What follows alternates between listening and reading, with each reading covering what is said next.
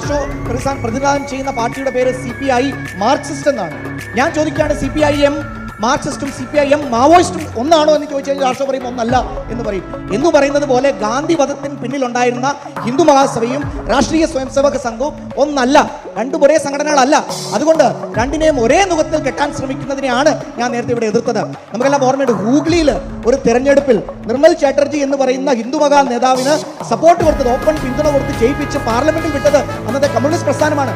എന്ന് പറഞ്ഞാൽ ഗാന്ധി വധത്തിൽ പിന്നിലുണ്ടായിരുന്ന ഹിന്ദു മഹാസഭയെ സപ്പോർട്ട് ചെയ്തത് കമ്മ്യൂണിസ്റ്റ് പ്രസ്ഥാനമാണ്. എന്നിട്ടാണ് ഇവിടെ നിന്ന് ന്യായീകരിക്കാൻ ശ്രമിക്കുന്നത്. ശ്രീമാൻ പിണറായി വിജയന്റെ ഒരു വീഡിയോ വൈറലാണ് സോഷ്യൽ മീഡിയയിലൊക്കെ. അദ്ദേഹം പാർട്ടി സെക്രട്ടറി ആയിരുന്ന സമയത്ത് അദ്ദേഹം തന്നെ ഓപ്പൺ ആയിട്ട് പത്രസമ്മേളനത്തിൽ അഡ്മിറ്റ് ചെയ്തിട്ടുണ്ട്, ജമാഅത്ത് ഇസ്ലാമി കാലങ്ങളായിട്ട് ഞങ്ങളെ സപ്പോർട്ട് ചെയ്ത പ്രസ്ഥാനമാണ് എന്ന് പറഞ്ഞിട്ട് ഇപ്പോൾ കൈ കഴുകാൻ ശ്രമിക്കുകയാണ്. കാരണം കേരളം മതരാഷ്ട്രീയത്തിന് പിടിയിൽപ്പെടുന്നുവെന്ന് കേരളത്തിലെ ജനങ്ങൾ തിരിച്ചറിഞ്ഞു തുടങ്ങിയപ്പോഴാണ് ശ്രീമാൻ പിണറായി വിജയനും അദ്ദേഹത്തിന്റെ പ്രസ്ഥാനവും ഇപ്പോൾ ജമാഅത്ത് ഇസ്ലാമിയെ അകറ്റി നിർത്തുകയാണ് ഞങ്ങൾ എന്നുള്ള ഒരു പ്രഹസനവുമായി ഇറങ്ങിയിരിക്കുന്നത്.